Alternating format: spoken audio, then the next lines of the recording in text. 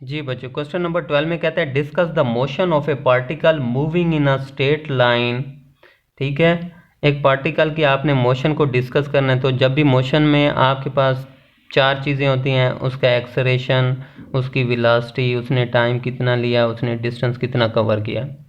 ठीक है, ये चार चीज़ें मोशन में आती हैं डिस्कस में। Discuss the motion of A particle. तो कहता है discuss the motion of A particle moving in a straight line if it start from rest. ठीक है, जब आपको पता है जब भी रेस्ट में हो, जब टाइम ज़ीरो होगा, ठीक है, तो वेलोसिटी भी आपकी क्या होगी, ज़ीरो। लेकिन वो कहते हैं start from rest at a distance a, लेकिन आपका जो डिस्टेंस एक्स है ना वो ए है। ये कंडीशन है, जब हमने इंटीग्रेशन कांस्टेंट फाइंड करते हैं तो ये कंडीशन लगाएंगे। ठीक है, distance a from a point O, O से फॉर एग्जांपल मैं कहता हूँ यहाँ से ये पॉइंट ओ है, ये डिस्टेंस यहाँ तक ए बनता है, तो पार्टिकल यहाँ से स्टार्ट करता है। ठीक है, पार्टिकल यहाँ से आगे की तरफ मूव करता है।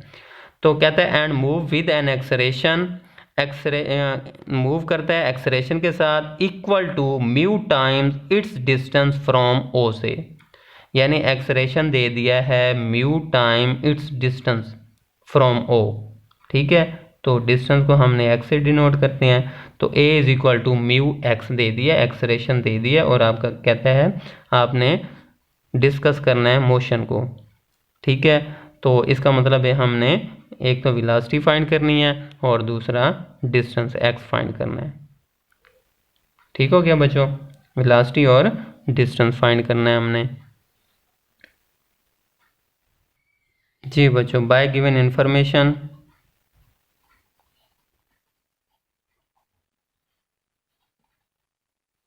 जी एक्सलेरेशन दे दिया उसने, क्या म्यू टाइम इट्स डिस्टेंस, यानी म्यू एक्स दे दिया है, और आपको कहता है कि आपने इसकी मोशन को डिस्कस करना है। सबसे पहले बच्चों हमने वेलोसिटी फाइंड करेंगे। अब एक्सलेरेशन किस पे डिपेंड कर रहा है, डिस्टेंस पे। ठीक है, तो मेरे पास फार्मूला होता है, मैं वो फार्मूला लगाऊंगा कि एक्सलेरेशन जो होता है वो क्या होता है, v d v over d x. ठीक है, ये मेरे पास एक्सलेरेशन का फार्मूला होता है। क्योंकि इसमें x इन्वॉल्व है, एक्सलेरेशन डिपेंड कर रहा है डिस्टेंस x पे, तो मैं फार्मूला भी वही लगाऊंगा, ये वाला। ठीक है, तो यहाँ से दिस इम्प्लाइज डैट एक्सलेरेशन होता है v d v over d x is equal to mu time x। ठीक हो गया, तो ये मैंने फार्मूला लगा दिया। अब separate the variable D x को उधर ले जाएं, तो यहाँ से आ जाएगा बच्चों v d v is equal to mu x d x. ठीक हो गया। अब taking integration on both side, taking integration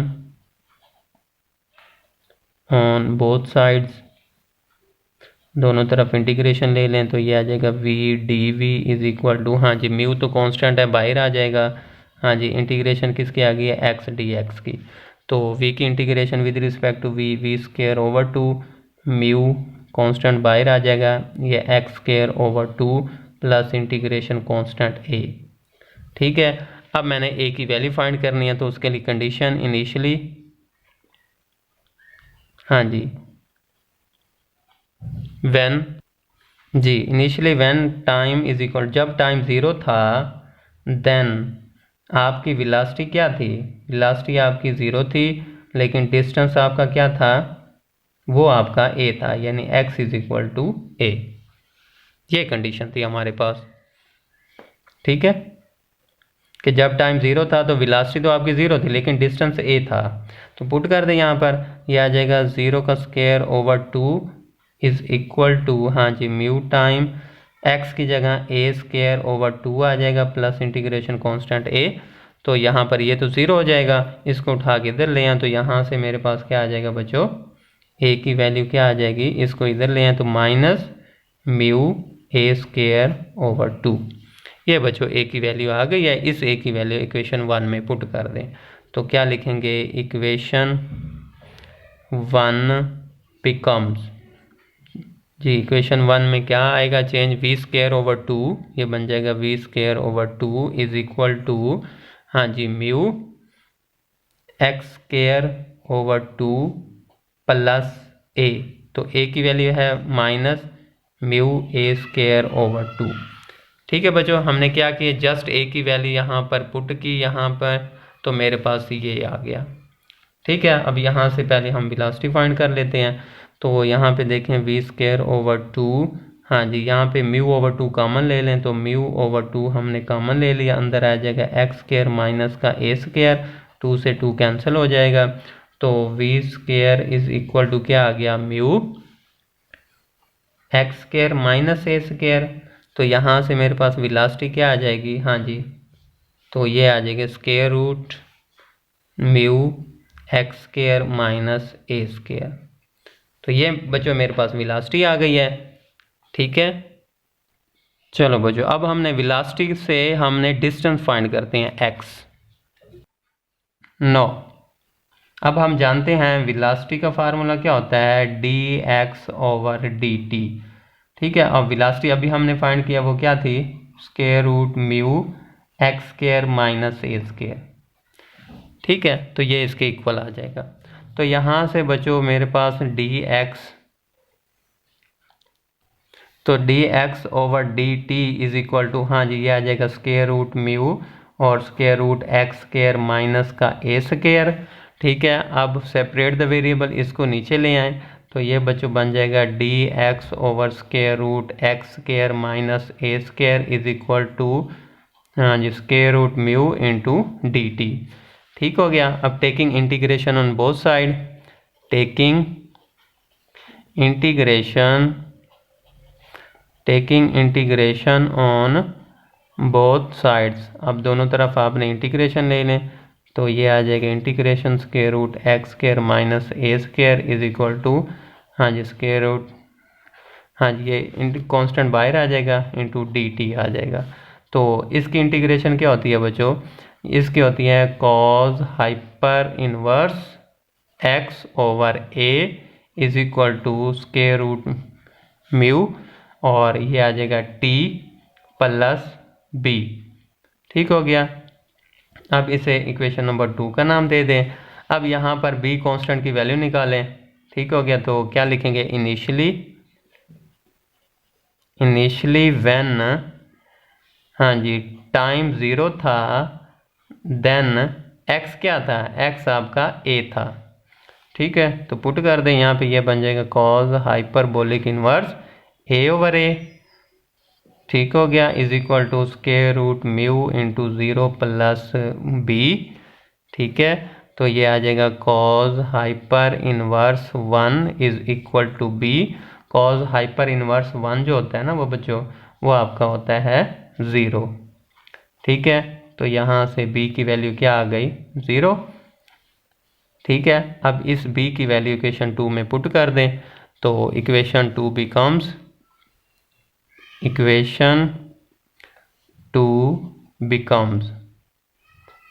जी बच्चों, तो ये बन जाएगा इक्वेशन 2 ये है, तो ये आ जाएगा cos hyper inverse x over a is equal to mu square root mu t plus b तो 0 आ जाएगा। ठीक हो गया। अब मुझे यहाँ से x निकालना है, इसको उधर ले जाएं, तो ये बन जाएगा x over a is equal to cos hyperbolic function है और आगे क्या आ जाएगा, म्यू टी, और x ओवर ए है, मुझे x चाहिए तो a को क्रॉस मल्टीप्लाई कर दें, तो x इज इक्वल टू क्या आ जाएगा बच्चों, जी बच्चों, तो x इज इक्वल टू आ जाएगा a cos hyper square root mu t which is the required distance. ठीक हो गया। तो ये था discuss the motion of the particle, हमने डिस्कस कर दिया। हमने यहाँ से स्टार्ट किया, एक्सरेशन था mu time its distance, acceleration से पहले हमने उसको वेलोसिटी फाइंड की, ये मेरे पास वेलोसिटी आ गई। अब फिर इस वेलोसिटी को लेकर हमने डिस्टेंस फाइंड किया, तो डिस्टेंस मेरे पास ये था, x is equal to a cos hyperbolic function है, hyperbolic square root mu t. तो ये है बच्चों मेरा क्वेश्चन नंबर 12। अब बच्चों यहाँ पे मैंने लिखा cos hyper inverse 1 is equal to 0। अब ये कैसे आया ये मैं आपको बता देता हूँ। हम जानते हैं यहाँ पर मैं आपको अलग से कॉज हाइपर एक्स होता है, फार्मूला होता है e की एक्स प्लस e की माइनस एक्स ओवर 2 होता है ना बच्चों। आप क्या करें, x की जगह 0 पुट कर दें, तो cos hyper 0 is equal to e की 0 प्लस ई की माइनस 0 ओवर 2। जी ई की 0 1 प्लस ई की माइनस 0 वो भी 1 होता है, ओवर 2 आ जाएगा, तो ये बन जाएगा 2 ओवर 2। तो ये बच्चों आपके आ गया 1 आ जाएगा। तो इसका मतलब है कॉज हाइपर 0 जो होता है ना वो 1 के इक्वल होता है। 0 को इधर ही रहने दें, कॉज को उधर ले जाएं, कॉज हाइपरबोलिक को उधर ले जाएं फंक्शन को, तो ये बन जाएगा कॉज हाइपर इनवर्स 1 का मतलब क्या होता है 0। ठीक हो गया। इसलिए मैंने यहाँ पर कॉज हाइपर इनवर्स 1 का मतलब क्या होता है, उसकी वैल्यू क्या होती है 0, तो ये हमने पुट की। ठीक है, तो ये आपका हर चीज़ क्लियर हो गई बच्चों।